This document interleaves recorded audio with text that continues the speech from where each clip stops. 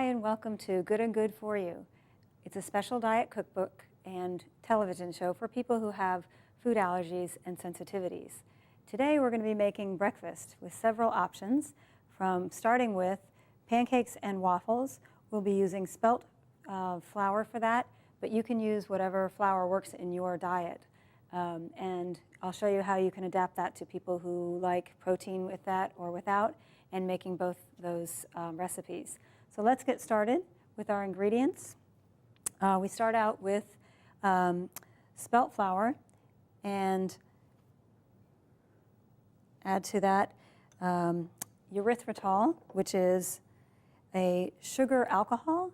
So it's not processed like a sugar by the body. Very good for people like me who are hypoglycemic or diabetic, because it tastes like sugar, but it doesn't process like sugar in your body.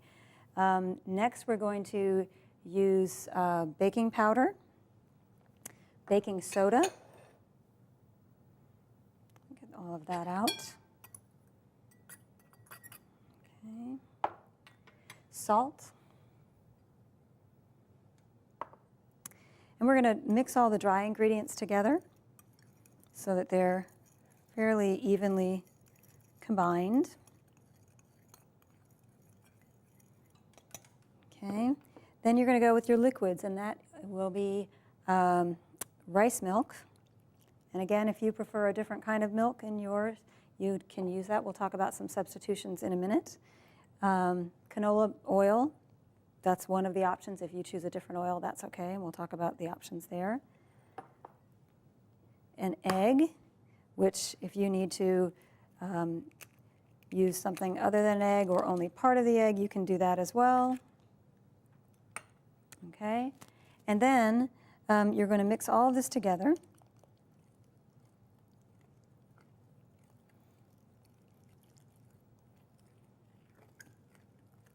You want it to blend evenly with as few lumps as possible.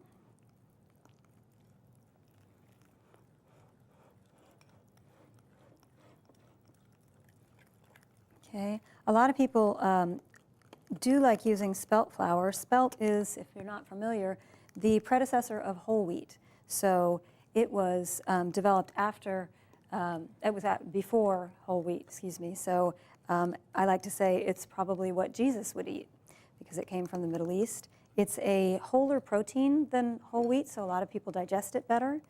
But if you are gluten sensitive, it does not work because it does have gluten in it. Okay. So now this is ready to go as a pancake or waffle batter. So we're going to turn our oven to medium heat. Okay. We've already put some canola oil into the pan so that it's going to warm up. We also have a waffle iron here. And waffle irons vary, so yours, you'll just have to figure out how that works best. This one has a little indicator for me to tell me when it's done, which is very helpful. I estimate about 90 seconds for cooking time, but again, you'll know your waffle iron better. And again, by size, that varies as well. So I've kind of given some estimates. All of the recipes that I make on the show are based on my cookbook, which is called Good and Good for You also. It's available on my website, which is www.goodandgoodforyou.net, on the cookbook page. So you can find this and others. And on there, I do talk about the various sizes of waffles that you might be making. And obviously, you make the size of pancakes you like as well. I want to make sure that your pan is nice and warm. Okay. And then I like to make slightly smaller size pancakes with this recipe. They seem to just work out better that way.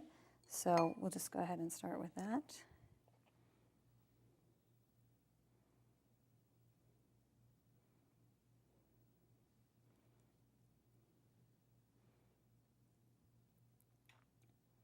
And we'll start with 3.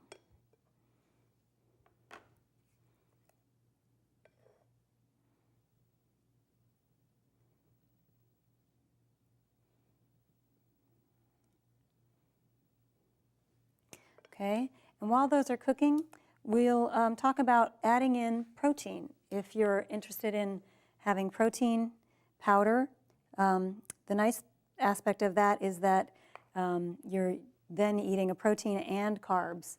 And again, if you are sugar sensitive, if you have hypoglycemia or diabetes, you have to be very aware of your protein intake versus your carb intake. So it becomes kind of a complete meal all in one. You will often need to add a little extra liquid because it's some powder, not a lot, but a little powder in your mix. But more importantly is that you'll need to be drinking a lot of water with it because the body needs some water to help process all that protein.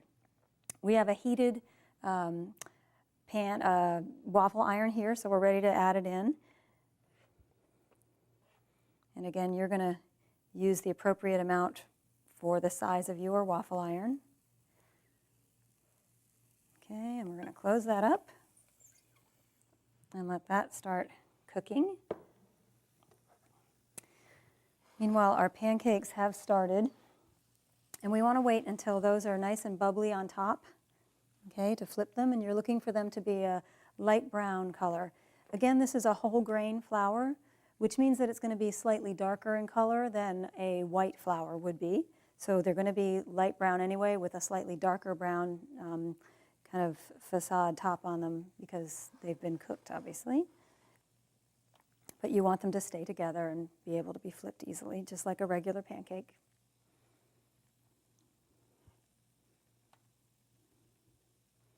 Now the indicator on the waffle iron will turn green when it's time to take that out. So we're waiting for that. And we're just going to check with our pancakes. And they are delicate, so you need to kind of be a little careful with them. Sometimes they like to stick a little. This is a metal pan. If you're using a non-stick, then that might be a little bit easier. There we go. Put that back together for a moment. And this looks like it's about ready, so I'm going to take that and open it.